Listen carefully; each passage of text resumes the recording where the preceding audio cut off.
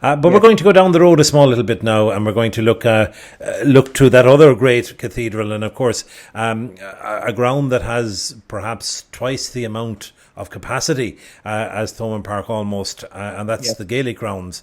And again, the origins of the Gaelic Grounds also emanated from their requirement to have a place other than the Markets Field to play their games. Yes. Well, again, to preface my remarks with a few statistics, depending on what list you consult, the Gaelic Grounds in Limerick is either the 4th or the 5th largest stadium in the whole of the island of Ireland. The largest being Croke Park, followed by the Aviva Stadium. That's undisputed. And then Semple Stadium is number 3. But some authorities would put Páirc Uí Chaoimh in Cork as being larger than the Gaelic Grounds. So the Gaelic Grounds, to say, is either the 4th or the 5th largest stadium in Ireland, with a capacity of about 49,000. But like Thomond Park, its origins were relatively humble. And again, like Thomond Park, both the rugby and the hurling stadia, they sort of almost were spawned from the Markets Field, because between 1888 and 1928, a period of 40 years, the headquarters of the LimerickGAA was actually the Markets Field. But really, the reason the GAA left the Markets Field was not so much because of any particular problem with the Markets Field, but that in 1926, the president of the GAA, William P. Clifford, brought forward a policy which he proposed to all of the county boards in the country, and that was that each county board should have its own GAA stadium dedicated to the playing of Gaelic games alone and owned by the GAA. So William Clifford did not approve of Gaelic games being shared with other stadia. So, acting on this recommendation, the Limerick County Board bought 12.5 acres in the area of, not too far indeed from Thomond Park, in the Coolrain area. They paid £1,200 for it. And this 12.5 acres was then managed by a special limited company established for the purpose of developing the Gaelic Grounds, called the Gaelic Grounds Development Company, very appropriately. And it took some years for the GAA to raise the money to actually build their first stand there. There were seating arrangements, but the vast bulk of the attendees at matches there would have actually stood. And then in 1957, the Croke Park in Dublin was being redeveloped, and the old Hogan stand there, which had been built in 1924, was about to be replaced. And the Limerick County Board had the brilliant idea of purchasing the old Hogan stand from Croke Park. So the Hogan stand was dismantled in Croke Park and brought to Limerick and reassembled in the Gaelic Grounds, and this happened in 1958.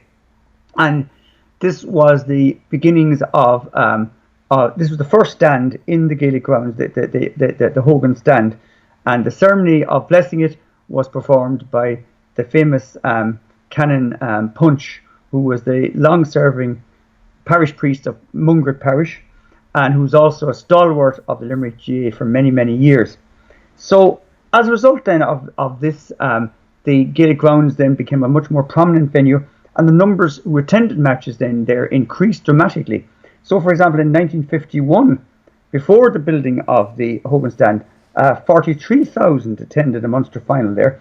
But then in 1961, it is estimated that as many as 70,000 attended a match in the Gaelic Grounds, because the official attendance was at this particular match was 61,000, but it's thought that about another 10,000 were admitted because of there was a dangerous crush, and rather than having a stampede, many thousands of others who weren't who hadn't paid managed to gain admittance. So we're talking about 70,000 attending a match in the Gaelic Grounds in 1961, which indeed would be one of the largest numbers that ever assembled in Limerick for any purpose.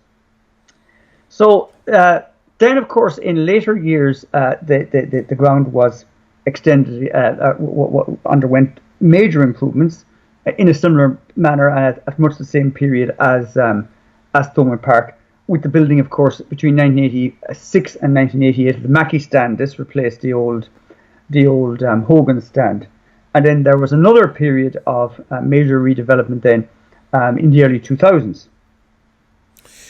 The GAA, of course, have always been to the forefront and in developing their grounds, and the fact that we have this magnificent ground located right in the heart of Limerick with such a capacity, it really is superb. And all of the great names have played there, and the accounts of some of the matches, and the Mick Mackey's, obviously Mick Mackey remembered out there in the Mackey stand, but right. All of the great, particularly Munster games, the Lahys and the Rings, and all of the great names have played there over the years.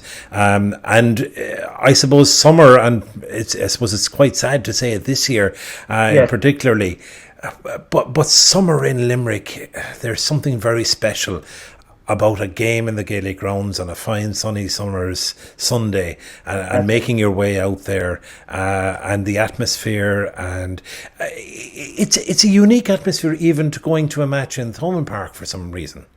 That's correct. I think many of the sports historians, like Paul Rouse, has referred to this now in many of his works, that the actual occasion is very important in sporting events. If the occasion was not important, people could just stay at home and watch them on the television. Whereas attending a match, attending it in a particular venue, such as Thomond Park and the Gaelic Grounds, it's a sort of it's almost, again, to go back to the analogy of the cathedral of sport, it is almost akin to a religious experience in that large crowds of people are brought together in one venue, and they become as one. Then the actual crowd almost merges into one entity, and there's a sort of an amazing emotion and an amazing sense of camaraderie developed. And then, of course, particular venues then, like the two we are discussing today, they then take on a tremendous amount of special status in many people's eyes, because people remember the great matches that were played there. The tradition then develops and is constantly added to. So I think it's quite organic, really, how both of these venues started off very humbly in the 1920s, early 1930s, and then over the past 80 or 90 years have actually acquired the aura and the tradition that they have. And it's not just simply a matter of course. They have now both been extensively rebuilt and refurbished in the last 20 or so years. So they are very fine venues, but I think it's the tradition that has been created. Generations, fathers, mothers, grandfathers, grandmothers, at this stage, they are around so long that, 4 or 5 generations of supporters would have become familiar with them, And how many of us can remember being brought to their first match in these particular venues and remembering it as being a sort of almost a rite of passage? Well, I have to tell you, the first match that I was at in Thomond Park, it doesn't get any better, was Munster versus the All Blacks in 1978. So that it all went downhill rapidly from there.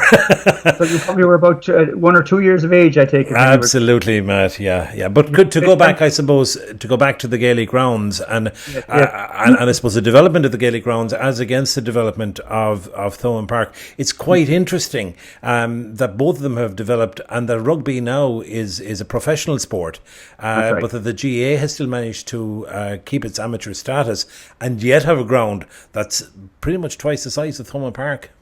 That is a very interesting point. And of course, the whole question of, in the 19th century, when modern sport developed, there was a huge debate about amateur versus professional sport. And it boiled down really to the fact that elite sports were amateur and not so elite sports were professional. So, for example, that's very noticeable, or was very noticeable in rugby, for example, where rugby union and rugby league split on that very issue in the 1870s. But on the other hand, the GAA is a paradox in that it is a sport that is not elitist, but it still managed to retain its amateur ethos, and that makes it actually virtually unique, so far as I'm aware, in world sports. And I always hesitate to make claims of exceptionalism, but I think in this instance, I think the GAA and Ireland have actually created a sporting phenomenon that's without parallel in any other country. Matt, we've looked at 4 grounds now over the last 2 weeks. We've taken a trip right across the city, and of course there are other grounds that we could look at, and maybe will look at as time goes on. But I think what it does outline to me is the absolute love and affection that sports of all kinds are held in by Limerick people right across the world. And I think that is something that we, as a city and as a county, is something that we really should celebrate. Very much so. Very much so. On that note, Matt, just to say thank you very much again this week. I think it's been a super chat, and we look forward to having another chat next week. God bless and thank you. Thanks so much, Lynn. Thank you. Thanks for that.